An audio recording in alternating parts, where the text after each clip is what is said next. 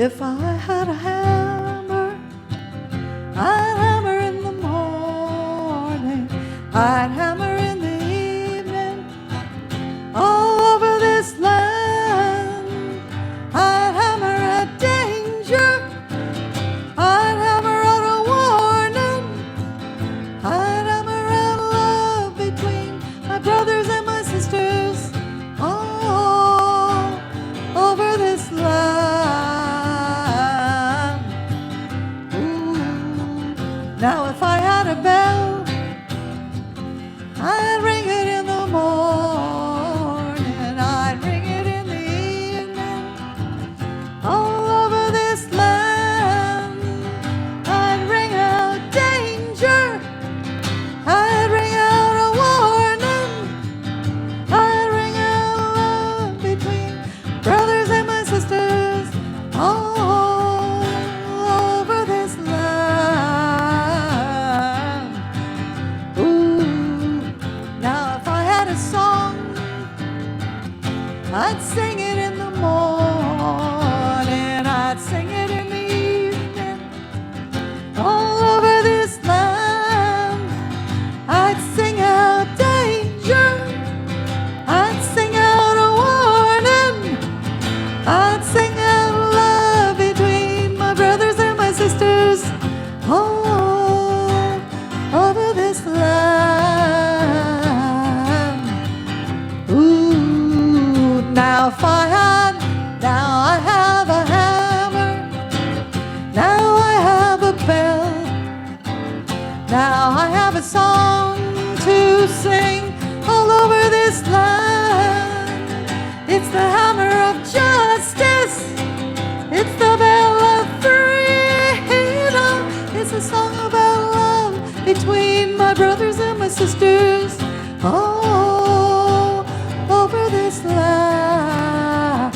It's the hammer of justice, it's the bell of freedom, it's a song about love between my brothers and my sisters, all over this land.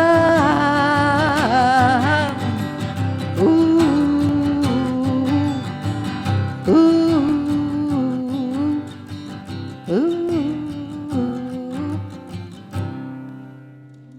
Good morning. Good morning.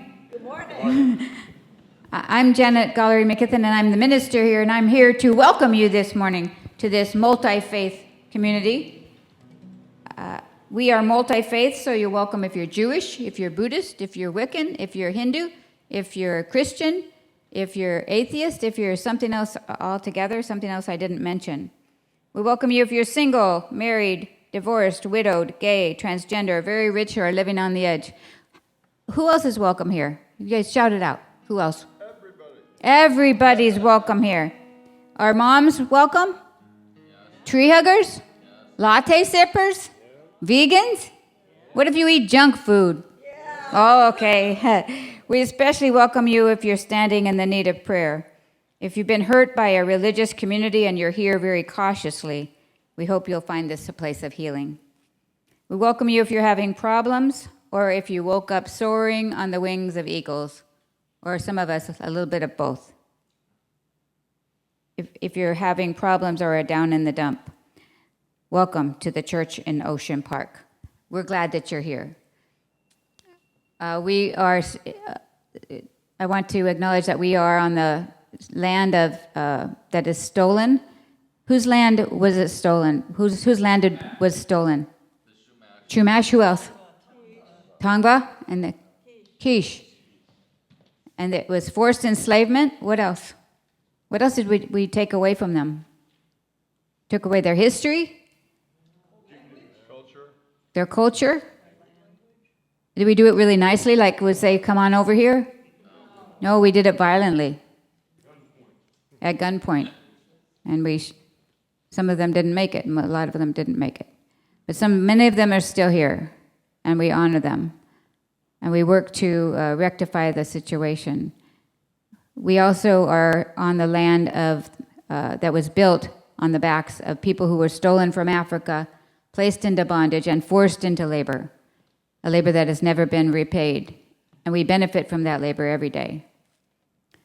So let us acknowledge that and work to create more justice in the world so that we don't do these types of things again intentionally without thinking, and that we work for reparations where it has happened. We all have biases, and it takes intentionality to actually have compassion for people whose lives are very different from ours. And so at the church in Ocean Park, we intentionally work to break down barriers between different types of people so that we will be exposed and can relate to people whose life experiences are different from ours, so we can build that compassion and build a community of healing and of hope. So we welcome you to be here and join with us in that endeavor. We begin with a Chik Nhat Han chant. I have arrived, I am home, in the here and in the now 3 times. I have arrived, I am home, in the here and in the now. I have arrived, I am home, in the here and in the now. I have arrived, I am home, in the here and in the now. Welcome to the church in Ocean Park. We're glad that you're here. This is a multi-religious community, and so you may hear things that you disagree with, or you may hear songs that are different theology from yours. And if that happens, just know that whatever you believe and whatever your faith tradition is just as much a part of the church in Ocean Park and represents the church in Ocean Park as much as whoever just spoke. We have a reading first. Okay. By Joanne Berlin. Good morning. A reading this morning is from what in the Christian Bible is called the Old Testament. It's from 1 Kings chapter 3, verses 5 through 14. And it's talking about Solomon talking with God about the worry he has of taking on ruling this people of Israel. At Gabon, the Lord appeared to Solomon in a dream by night, and God said, "Ask what I shall give you." And Solomon said, "Thou hast shown great and steadfast love to thy servant David, my father, because he walked before thee in faithfulness and righteousness and in uprightness of heart. And thou hast kept for him this great and steadfast love, and hast given him a son to sit on his throne this day. And now, O Lord my God, thou hast made thy servant king in place of David my father. Although I am but a little child, I do not know how to go out or come in. And thy servant is in the midst of thy people, whom thou hast chosen, a great people that cannot be numbered or counted for multitude. Give thy servant, therefore, an understanding mind to govern thy people, that I may discern between good and evil. For who is able to govern this thy great people?" It pleased the Lord that Solomon had asked this, and God said to him, "Because you have asked this, and have not asked for yourself long life or riches, or the life of your enemies, but have asked for yourself understanding to discern what is right. Behold, I now do according to your word. Behold, I give you a wise and discerning mind, so that none like you has been before you, and none like you shall arise after you. I give you also what you have not asked, both riches and honor, so that no other king shall compare with you all your days. And if you will walk in my ways, keeping my statutes and my commandments, as your father David walked, then I will strengthen and lengthen your days.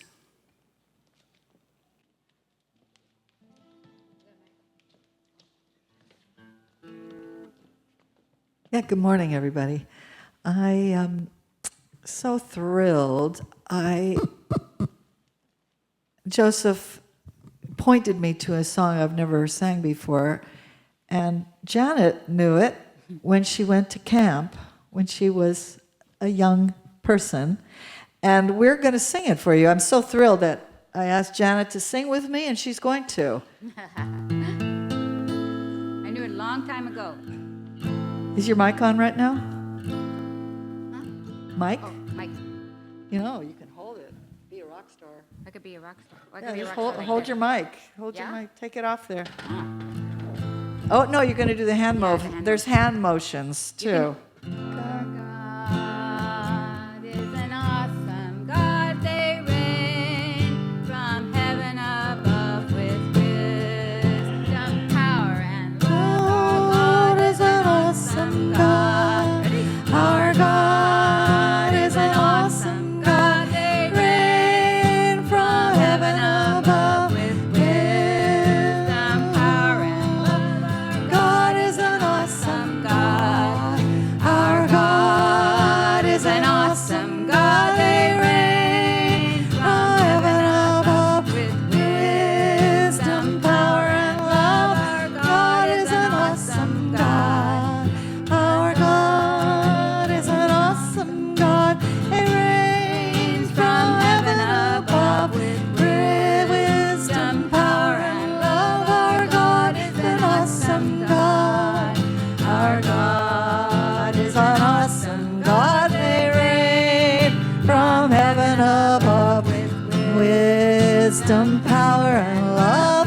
God is an awesome God. A few more times. Our God is an awesome God. They reign from heaven above with wisdom, power, and love. Our God is an awesome God. One more time. Our God is an awesome God. They reign from heaven above with wisdom, power, and love. Our God is an awesome God. Our God is an awesome God. Janet.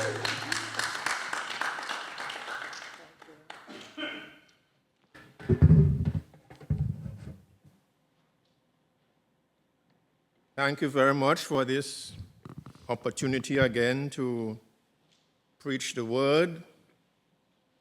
I have to use my preaching gong because it is crying out to be used. So I got to put it on today. Today I want to, and in keeping with, I believe, what is happening today, and hopefully, I'm hoping you would make the connection as well. I'm sure you would. So it based on the reading from 1 Kings chapter 3 and verses 5 to, I have 15. In verse 15, we hear the words referring to Solomon, and he awoke, for behold, it was a dream. And he awoke, for behold, it was a dream. Yes, God is an awesome God.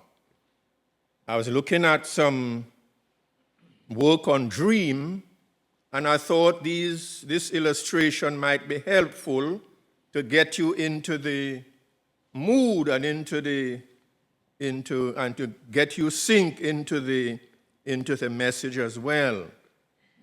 So this young man went to a doctor with a problem. The problem was that every night he dreamt a strange dream. I should say a weird dream. The dream was weird. And the dream was about rats playing football. And if there is one animal or whatever, mammal that I dislike immensely, it would be rats. And he went to the doctor, said, "Doctor, I have a problem. Every night I'm dreaming of rats playing football." And the doctor said, "Well, take this medication and your nightmare will ease. The nightmare should stop." And the patient said, "Thank you. I'll start taking it tomorrow." So the doctor says, "Well, why tomorrow?" And the young man said, "Well, tonight they are playing the final."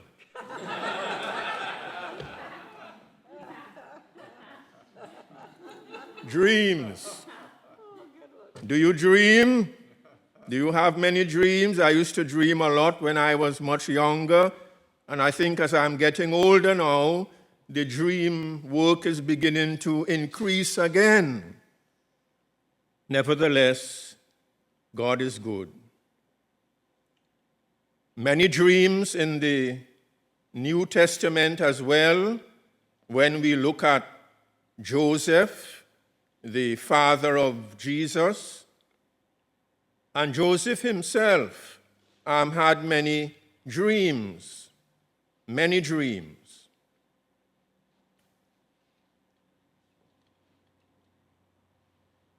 Some of the dreams Joseph had, he dreamt that God was encouraging him to take Mary as his wife, although he was a much older person and Mary was a much younger person.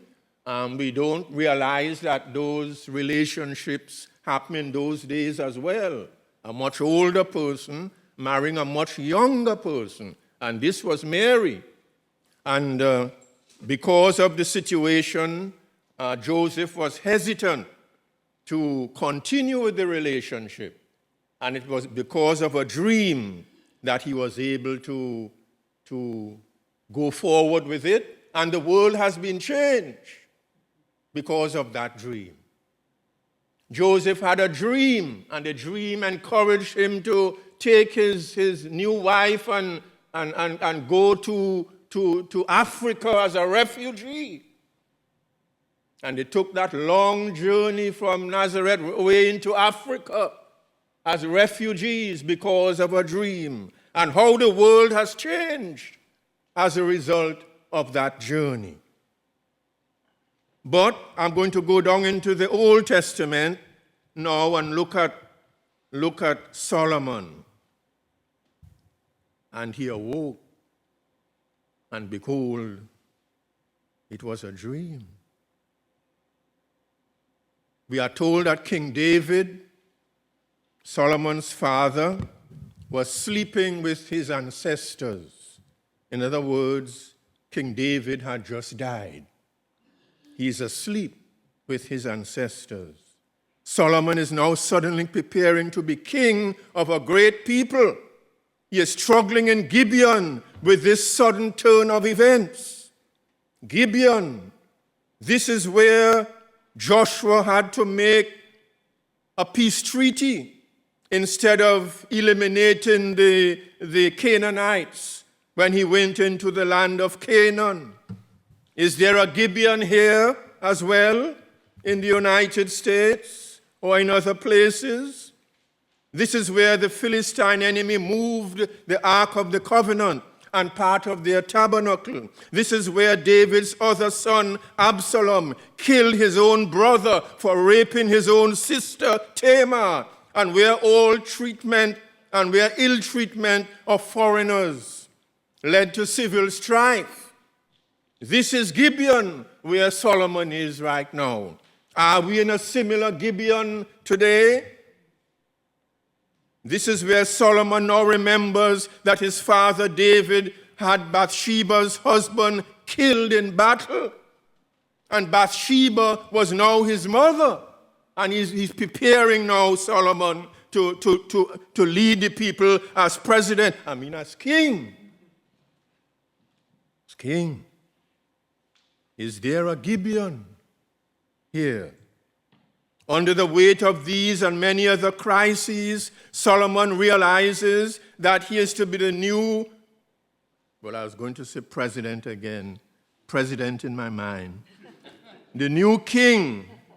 He falls asleep, and he awoke, and behold, it was a dream. Maybe Hamlet, Shakespeare's Hamlet, writes a similar story in his greatest writing, Hamlet. Hamlet's father was killed, Prince, the king, and now Hamlet is supposed to take charge and rule his people.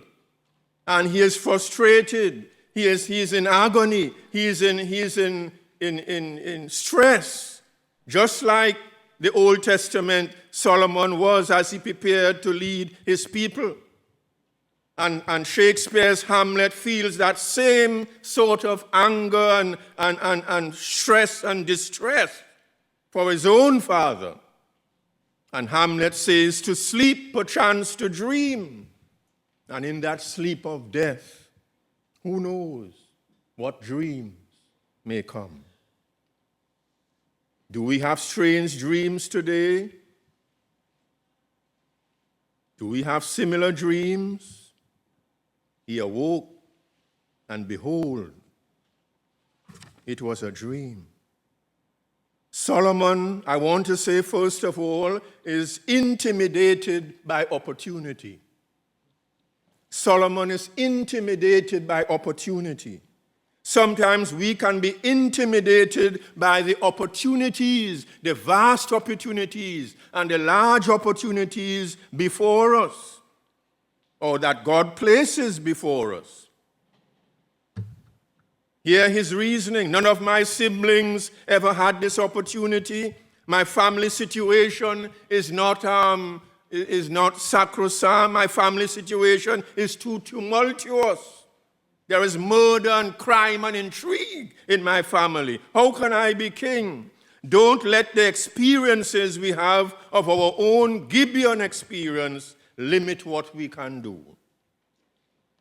We can't let the limitations of what others have keep us from doing. Yes, we are intimidated by opportunities before us sometimes, and we don't know how to manage them, how to react to them, how to deal with them, how to focus on them. A pastor was just telling a story about his son. And his son wanted to go to the amusement center. 10-year-old boy wanted to go to the amusement center, and so his father was walking behind him. And the son reached the place now, the amusement center, and he went to a big door, and he was pushing against the door to open the door, but the door could not open. And the boy could not get into the amusement center. And he looked back at his father, and his father said, oh, look at, there is a revolving door right next to you there, over there. Go to the revolving door. Keep going. And the boy looked amazingly because he figured, well, if I can't just push that door open, what kind of door is this? How am I going to get through that revolving door? And he looked back at his father in consternation. The father said, keep walking, carry on. And the boy went to the revolving door, and he saw the door, and he stepped on, and as he stepped on, the door turned and revolved, and as it revolved, he came off on the other side, and he was into the amusement center. And his father came behind him and said, oh, you did well, you did well. You did well. You did well. There is a sensor, the father said, looking at the amazed child's face. You know how you got in? There is a sensor up on the door. And as the human being gets to the door, the sensor is activated and the door starts to revolve. And as it revolves, you go off. And as you go off, the sensor realizes that you are not there and it stops. He says sometimes God is like our sensor. God knows where we are going. We are intelligent people, and God does not always have to walk ahead of us. God does not have always to lead us. God leads from behind. We know where we want to go. And God even in the Psalm 23 says that with sheep, the rod and the staff, the rod is just to nudge the sheep to keep in the same formation and to keep going in the same direction. The rod is not to beat them with. The rod is not to lead them. The shepherd doesn't lead the sheep. The shepherd is behind the sheep. And so many times God is behind us, guiding us, and we, like that little boy, sometimes just have to carry on, to go on. Yes, sometimes we are intimidated by opportunities before us. God nudges us and guides us from behind. And that is how we sometimes dream. It is God nudging us. And when we are unconscious physically to complain and to say, no, I can't do that, or to argue, it is that nudging that calms us and brings the dream into our subconscious mind. Solomon had a dream, and he awoke, for yes, it was a dream. Secondly, Solomon was experiencing insecurity about his past. Sometimes we are insecure about our own past and our own background. He was insecure about his past. The general excuse is, I'm too young. Solomon, we believe, was about 19 to 21 years of age. He was a young man. He was a young man.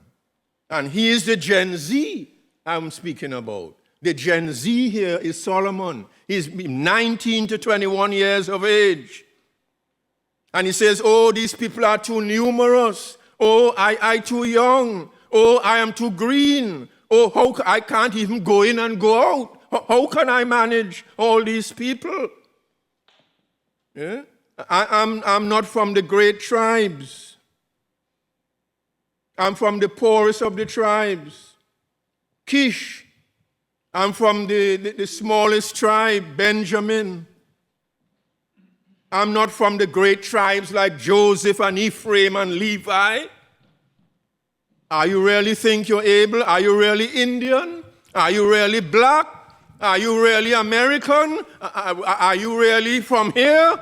And life repeats itself. There is nothing new under the sun. And Solomon could be traumatized by the absence of a David and by the absence of security and by what happened in his family. And I'm seeing the same thing today. At least I am seeing it. Maybe we are sometimes traumatized by the absence of a good leader. He had a dream. Can you remember one of your own dreams that helped change the course of your life at a particular time? God asked Solomon, what can I give you in the dream? And Solomon begins to complain again in the dream. I'm just a child. I don't know the ropes. I never had such a job. This is a great people, the United States. It's a great people. How am I going to manage? And he comes to his senses in the dream. And he says, you know what? Give me a discerning heart. Give me a discerning heart so I can lead your people, so I can discern between good and evil. And 1 Kings chapter 3 and verse 10 tells us, and God was pleased. It's the first time I've seen the whole Old Testament that God was so happy. God was delighted. I mean, God jumped for joy in heaven or wherever God was. He was delighted because Solomon asked for wisdom in his dream. And that is what we need today, wisdom to discern good and evil, but also a discerning heart so that we can lead our people. We can lead our people. So God was happy. But God was so happy, he gave Solomon what he didn't ask for. He gave him wealth. He gave him honor. He gave him, we believe, a long life. Write your dreams down when you're awake. Write them down so you won't forget them. And I've started to do that. As soon as I get up, I write it. Because if I don't do that, I forget the dream entirely. And sometimes when we look at all these writings, there are steps that you can take on your own journey, or at least we can reflect on as we go on our own journey. So, brothers and sisters, that Gen Z young fellow ruled Israel and was one of Israel's greatest leaders, or presidents, or kings.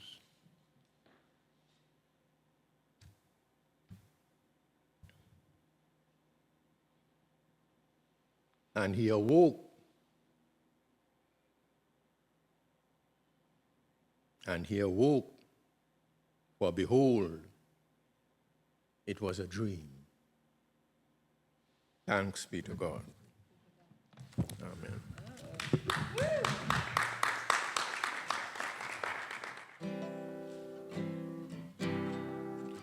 Guide my feet while I run this race. Guide my feet while I run this race. Guide my feet while I run this race. For I don't want to run this race in vain. Guide my tongue while I run this race. Guide my tongue while I run this race. Guide my tongue while I run this race. For I don't want to run this race in vain. Guide my heart while I run this race. Guide my heart while I run this race. Guide my heart while I run this race. For I don't want to run this race in vain. For I don't want to run this race in vain. For I don't want to run this race in vain.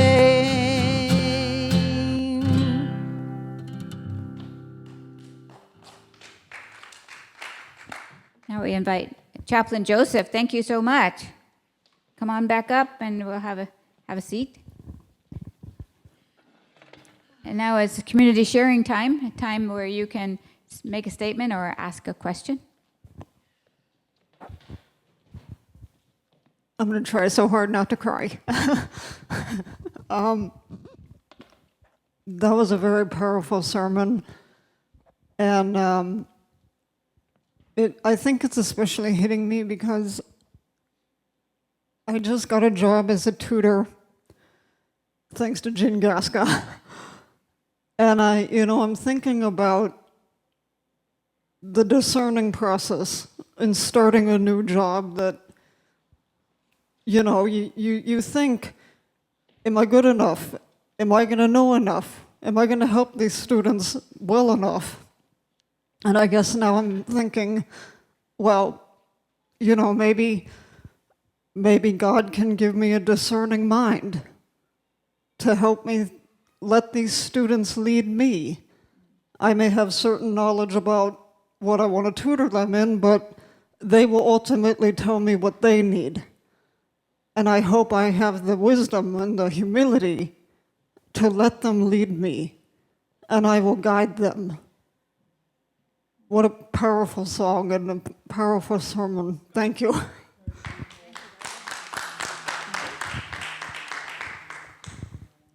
Anybody else?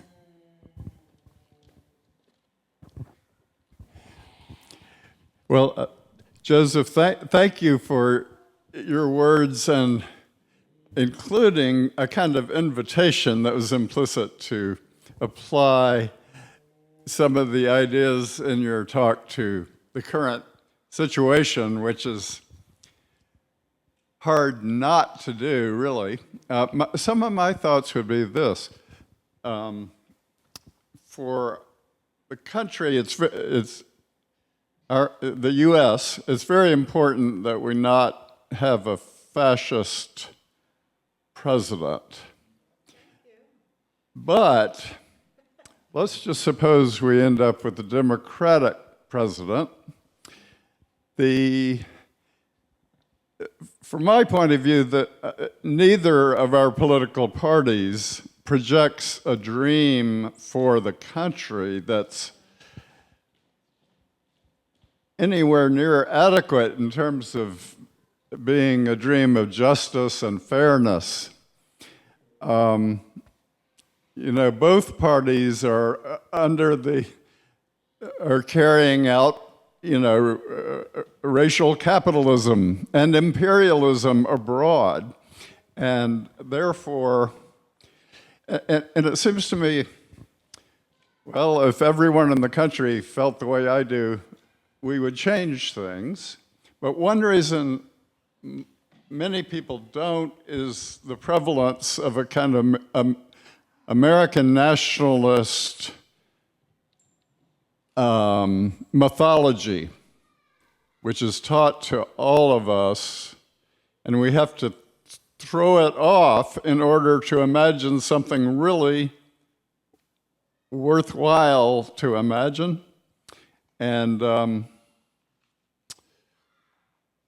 well, that's one reason we have the book group. I'll talk more about that later, but it's important to help other people see through so that if we get a Democrat, we still need a revolution.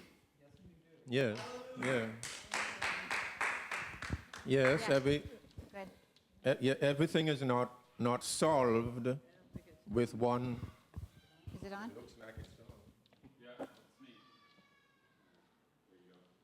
Yeah, I don't think everything is solved by any one particular group or party. We just have to maybe choose what we feel is best for us and work with them and try to encourage and influence them to change or to make certain changes and so on. I think with Solomon was able to throw off a lot of the old precepts and views and desires.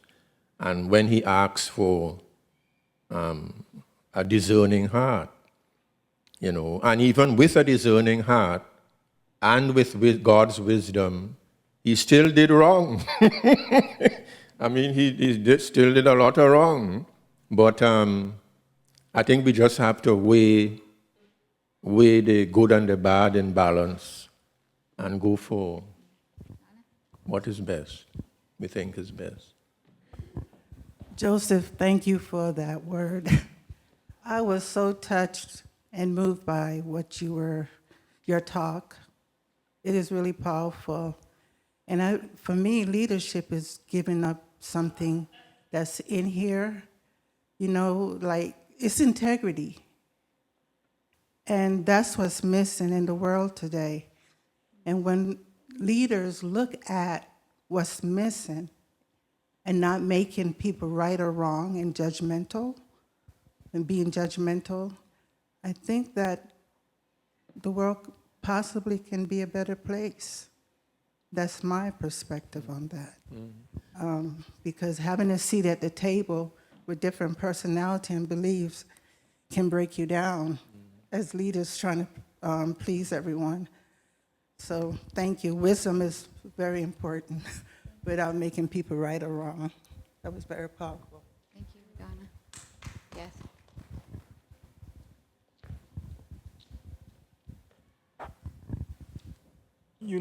I'm curious. Bob sparked a thought, and I'm wondering specifically when we look at the example that Solomon gave, one who was very wise and showed great leadership. And I'm wondering if that is recounted within any of the biblical stories as to how to address much of the suffering, because I'm sure he had to deal with a people, he had sovereignty over those people that had suffered.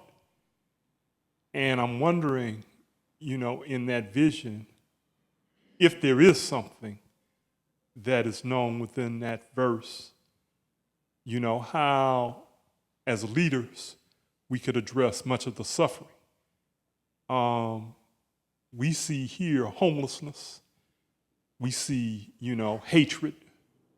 Clearly, this was in his day, where people thought better of the. So I'm struggling to see if indeed there is something that he addressed as to how to deal with these ills that plague the society. Well, I think one thing he did right away, one thing that happened right away, as soon as the dream was over, at least that is always presented in the Old Testament, two women came to him, and one was saying, it is her child. The other one was saying, no, it's mine. And how is he going to decide whose child it is? And the argument between the both women, one was saying, oh, well, it's mine, and if I don't get the child, I'm going to kill it. And the other one said, well, I don't believe in killing. I don't believe in that type of attitude, and so on. Let her have the child. And right away, Solomon saw that the child belonged to this other woman. So he was challenged with a domestic situation, and sometimes, I think sometimes the situation gives us the answer. I think sometimes the conflict gives us the answer. And sometimes we try too much to get an answer or to get something working out of our own experience and our own wisdom. When we look at the situation, there is wisdom in it. There is an answer in it. And that is how I saw this situation. There's an answer in the situation. And sometimes we have to let the situation play out. And in the playing out, bad things may happen in the playing out of these two women arguing and so on, back and forth, We don't know how long it took. It might have been days. This might have taken about weeks. One arguing this, that, but when allowing it to work itself out, he was able to see the situation that one person gave him. So I think sometimes we need to do that. All right, thank you. It may be difficult, but yeah. Donna has one last thing, and then we have two online. What I wanted to say is integrity. Integrity is not about morality. And I wanted to clarify that. It's about being present to when you make a mistake. Restore that and, do better. I think that's what leadership is missing. Thank you.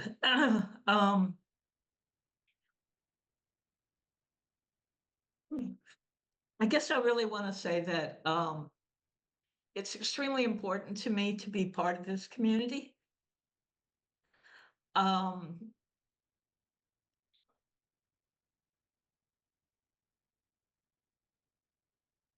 And I think that as we are faced with a genocide, which is the moral issue of our day, that we need to dream higher than political candidates who are not willing to break with the conventional wisdom and the conventional policies of arming a genocide. I think this congregation does a disservice to our heritage if we confine ourselves to discussions about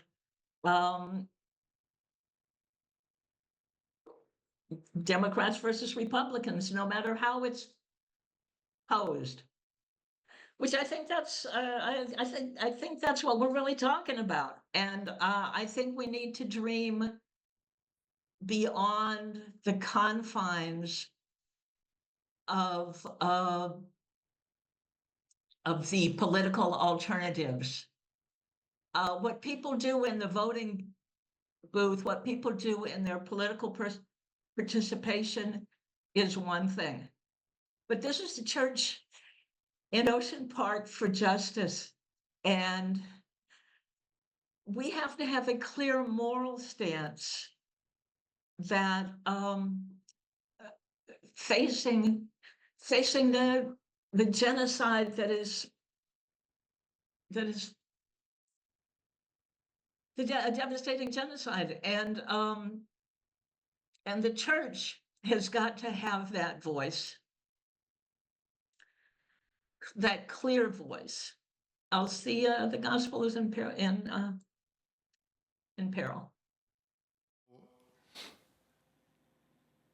I think we are trying to have that clear voice, yes, and I think, well, from my background and from my own experience as a minister, I think we are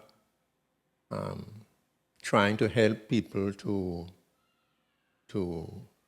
look at the moral and ethical issues and values that are the foundation of our decisions and so on. And I think that is what when I read the passage in 1 Kings, I think that is what I looked at.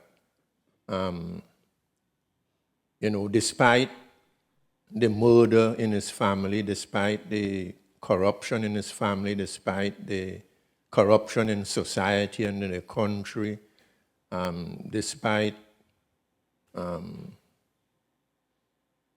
the way in which kings ruled, and the first king of Israel committed suicide too. That was Saul. So in spite of all that background, Solomon is here saying, give me a contented mind to guide my people. And I think that is still the foundation that we have to have, you know. And the more we pursue that goal, that foundational goal, is the more we will be enlightened, not only in our dreams, but in our real life. So I think that is the foundation that I saw there, that I tried to bring forward.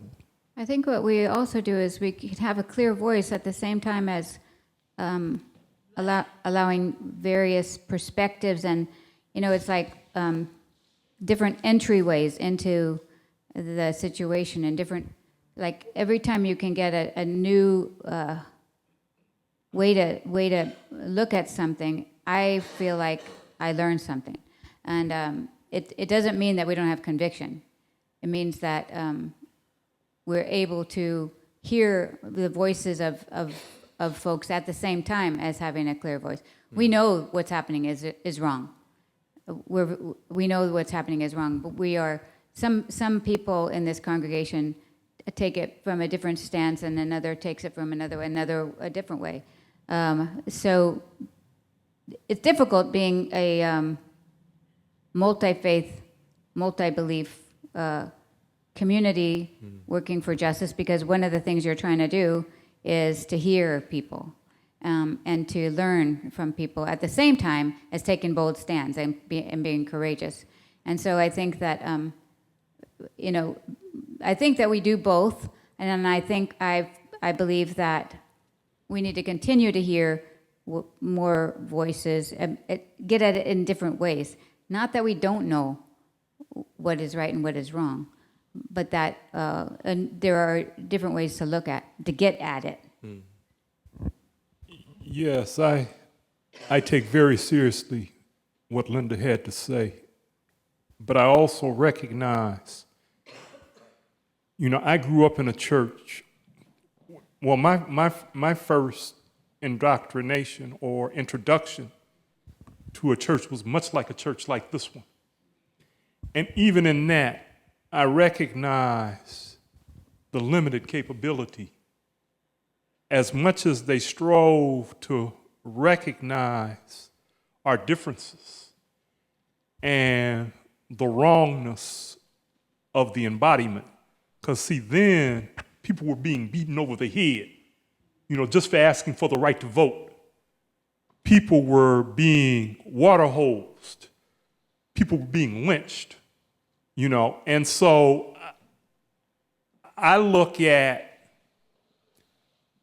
the activities here, and I try and stress, and I really appreciate Linda's working this, because she's a teacher, and she understands specifically the trauma or what is not being taught in this. And so that, in and of itself, as a church, I can see that in terms of addressing youth, there was a lot to do. I'm up for the task, but at the same time, I also recognize that there is a counter to what I'm saying that's being taught to various students. Some of them have even gone through school, graduated, and could be,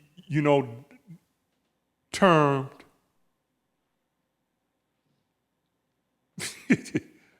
old fools, fools with degrees. So yeah, I come back to the idea that, there is a struggle here, and, I don't think we see specifically all of what we do, but I'm sure it's out there. And to reiterate what Joseph said, possibly the solution is within the problem itself.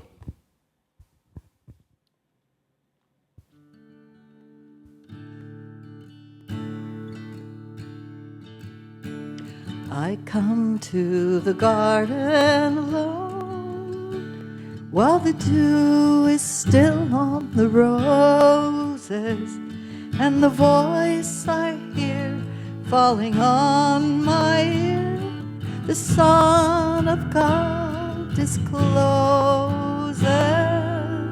and he walks with me, and he talks with me, and he tells me I am his own, and the joy we share as we tarry there, none other has ever known. He speaks, and the sound of his voice is so sweet the birds stop their singing, and the melody that he gives to me within my heart is ringing, and he walks with me, and he talks with me, and he tells me I am his own, and the joy we share as we tarry there, none other has ever known. I'd stay in the garden with him, though the night around me is falling, but he bids me go through the voice of woe, and his voice to me is calling, and he walks with me, and he talks with me, and he tells me I am his own, and the voice we share as we tarry there, none other has ever known, and the joy we share as we tarry there, none other has ever known.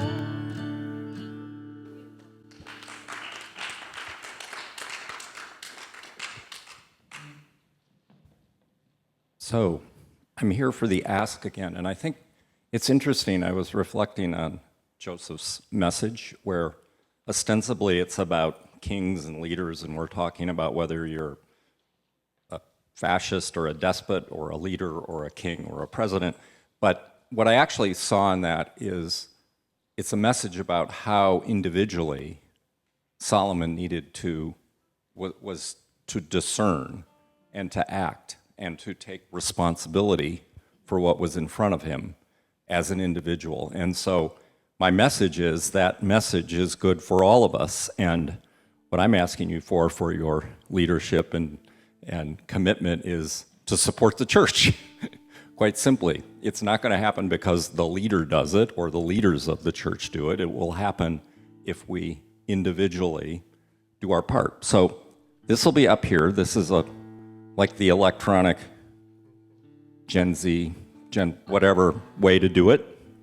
There are traditional ways you can write a check or give money and put it in the basket or the bucket. So thank you very much. From you I receive, to you I give, together we share, from this we live, from you I receive, to you I give, together we share, from this we live, from you I receive, to you I give, together we share, from this we live. All right. Thank you so much for anybody who's. Thank you. What did I want to talk about? I've heard that there are climate cafes, And, you know, you can look it up, climate cafes. Of course, there's a ton in Venice. And you could talk about climate change, because even scientists that have children don't know how to talk about it to their children. You know, I mean, it's so sad of an outlook, and it's not being taken seriously by people on the planet. And so these climate cafes are opening. I haven't gone yet, but it's on my list to check it out, because I think about it every day. You know, you think about it all the time, and you want to do something. So they do actually, I guess, help you figure out ways to do things to help. And then also, you know, I belong to a spiritual group that was started in Indonesia called Subud, Susila Buddhi Dharma. And so Indonesia is like a special place to me. When I was a teenager, my mom went there. And unfortunately, that's when I really got involved in drugs, while she was gone to Indonesia. But anyway, I ended up, you know, getting opened, and it has, you know, Indonesia is 95% Muslim country, and it's based on certain Muslim things, and many people say Muslim things like Allah, Allah, Allah, Alhamdulillah, you know, Allahu Akbar, and things like that when they're doing the Latihan. I mean, it just kind of got passed down, not that you're supposed to do it, it just, and I have a close friend who's a Jewish friend who lived in Israel, and she got opened into Subud in Israel. And I said, Nina, do they say Muslim terms when they're doing the Latihan, which means spiritual exercise, and the women practice separately from the men, and she's like, yeah, they do. And I'm like, how are they saying these Muslim terms in Israel? But she's lived there, and she's told me things that I kind of already knew about Israel, probably going back 10 years ago. She used to tell me, Wendy, she goes, Americans have no idea how racist they are over there and how horribly they treat any Arabs. And I kind of already knew that, but she just justified what I already knew, and now it's all panning out. And what else did I want to say? This whole thing with the plan on the Republican sign is so dark and so horrible. It so reminds me of the Handmaid's Tales, which I actually watched like a couple months ago, and which took forever to get through. But you know, going back to the 50s, women's places in the house, women's places having babies. You know, eventually it'll be women that can't read. I mean, if they take control. I mean, and I'm not that into the Democratic Party by any means, but I definitely don't want those other people to get it, and that worries me a lot. I don't remember everything I was to talk about, but anyway, my spiritual exercise is it's very, everybody practices their own way. You go in a room, I go in a room with women, I take off my jewelry, take off my shoes, and you sit there and get quiet.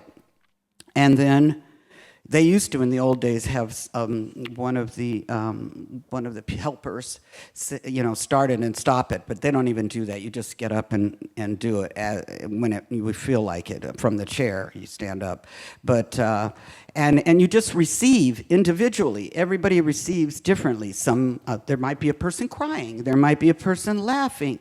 There might be a person just standing or in a prayer position on the floor, or another person lying on the floor. I mean, it's totally individual, which I've always loved that about Subud, because I've tried meditation, you know, just sitting in one place, and it was never, maybe because I had already been opened in Subud and I always got that thing, but it really pains my heart that they have a new president in Indonesia that is linked with the CIA and has killed many, many people and done horrendous things.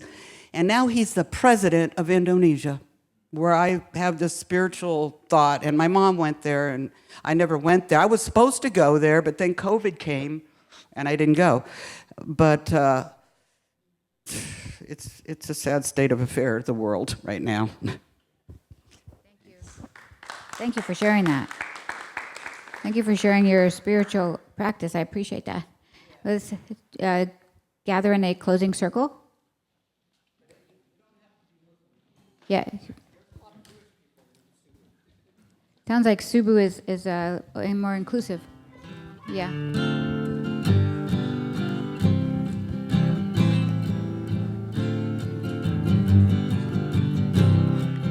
Reach out and touch somebody's hand. Make this world a better place if you can. Reach out and touch somebody's hand. Make this world a better place if you can. Now it's time to unmute on Zoom. We're going to say carry on. We lift our hands up together. Because what are we going to do this week? We're going to carry on, right? All right. Ready? 1, 2, 3. Carry on! All right.